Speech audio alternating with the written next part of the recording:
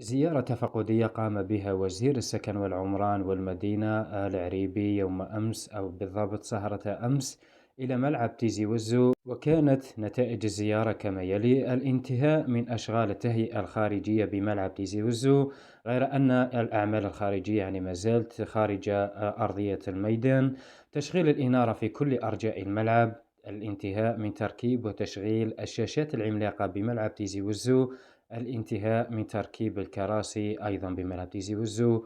ومواصلة الجهود لاستكمال المشروع، خاصة في التهيئة الخارجية.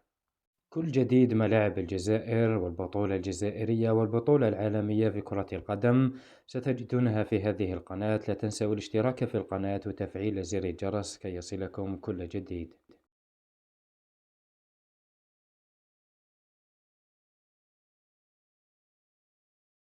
إن أعجبك الفيديو لا تنسى الإعجاب والاشتراك في القناة.